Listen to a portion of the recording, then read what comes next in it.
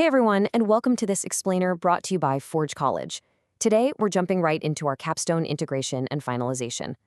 Now, if you've been following along in our track, deploying on Solana, you know we've been building out some seriously powerful modular components. In the previous lesson, we hammered out documenting and automating our script usage. But look, having a bunch of well-documented individual gears, well, it doesn't do you a whole lot of good if they aren't assembled into an actual working engine, right? So today, that is exactly our goal. We're taking those loose scripts and wiring them together into a finalized, safe, deployable master prototype that's going to work flawlessly on both devnet and mainnet. It's finally time to bring the whole shebang together. Okay, here's our engineering blueprint for today. We're going to hit the final assembly, look at our project acceptance criteria, do the actual wiring of the integration script, set up some automated smoke tests, establish our safety checkpoints, and then finish up with packaging and next steps. All right, let's kick things off with section 1. The final assembly, moving from chaos to order. Let's get right into it. So right now, we've got these loose, unlinked scripts. And to be honest, running deployments this way, it's kind of like trying to drive a car from the back seat. I mean, sure, maybe you could reach the pedals with a broomstick, but man, it is highly dangerous. You run the risk of firing things off out of order, or even worse, running a script in the wrong terminal tab on the entirely wrong network. Yikes. On the other side of things, we have our goal, a single, verifiable package deliverable. This represents safety, it represents predictability, and it literally guarantees that your deployment logic is perfectly synced up, whether you're just messing around on devnet or pushing live to mainnet. Moving right along to section 2, project acceptance criteria, passing the blueprint test. Now, meeting these criteria isn't just some casual vibe check. This is a rigid, automated checklist. To pass this capstone milestone, you absolutely need a successful, error-free test deploy in devnet.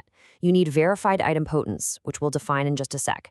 Your scripts have got to be parameterized and environment-aware, meaning they actually know the difference between devnet and mainnet based on a simple flag.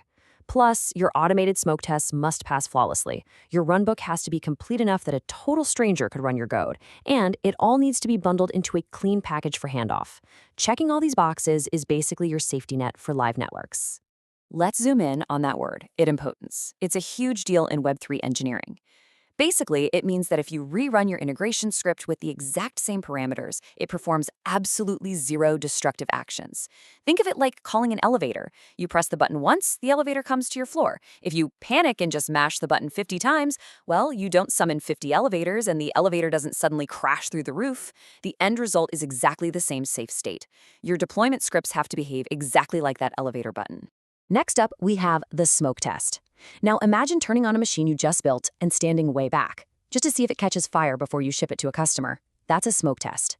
It's an automated, post-deploy gut check. It isn't there to test every single line of logic in your smart contract. Instead, it asserts critical invariants, like actually confirming your program account exists on the network, or making sure the payer account has enough balance to function. All right, section 3, wiring the integration script.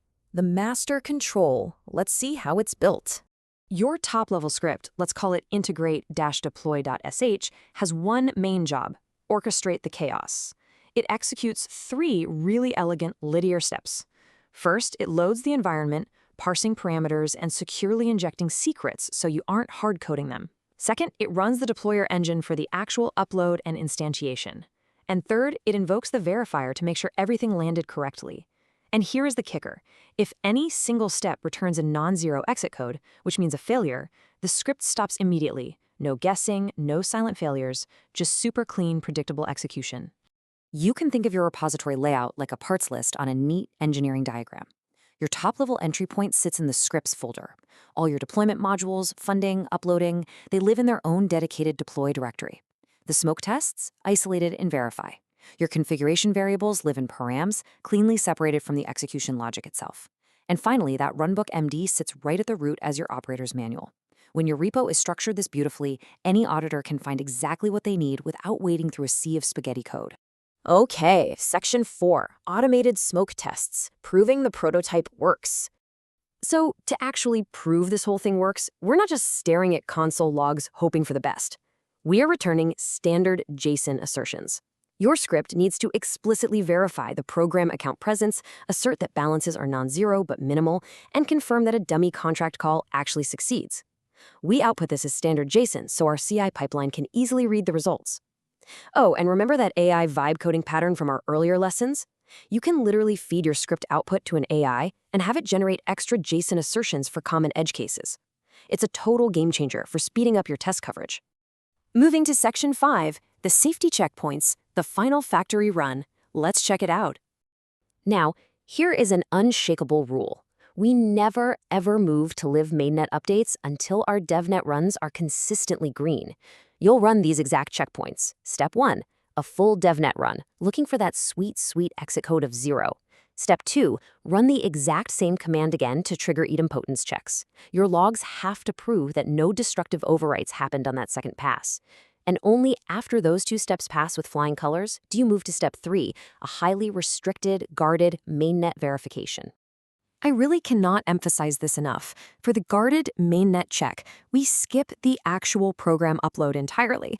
We only run verification checks using a strictly controlled minimal lamport budget. Honestly, deploying straight to mainnet without a guarded test run is kind of like jumping out of an airplane and then checking to see if you packed a parachute on the way down. It's terrifying, and it usually ends poorly. This guarded check ensures your local environment can talk to mainnet and verify states without risking a massive chunk of funds. Finally, Section 6, packaging and next steps, shipping the box. Okay, here's your final manifest. These are the exact deliverables required to pass, and it's time to pack up the box. You'll need your primary devnet run log alongside its JSON artifact.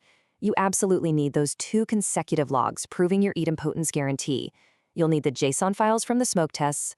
All of this gets bundled up into a packaged release artifact, like a nice clean tarball or zip file. And of course, that completed runbook markdown file needs to be sitting right on top, ready to show the reviewer how to fire up your brand new engine. Look, if you only take one thing away from this explainer today, make it this golden rule. Prioritize idempotence so reruns are safe, and separate your configuration and secrets from your execution. All the courses at Forge College heavily emphasize these exact best practices. Why? Because out in the real world, this is how professional DevOps engineers ensure that automated pipelines don't accidentally burn millions of dollars due to a silly smart contract error. Keep your config far, far away from your execution logic. So, looking ahead, our next technical step in this track is the introduction to network selection. To get ready for that, make absolutely sure your current parameter files and top-level integration scripts can clearly accept a network selection flag, something like -env devnet or -env mainnet. We're going to take these awesome packages you just built and use CI toggles to seamlessly switch between environments. Before we wrap up, I want to leave you with a slightly provocative question to test your own code's resilience. If your deployment script failed halfway through on mainnet right now, would your idempotence truly guarantee a safe recovery on the next run? Or would you be left completely untangling a broken state? Think critically about that as you finalize your scripts. Thank you so much for joining me for this explainer.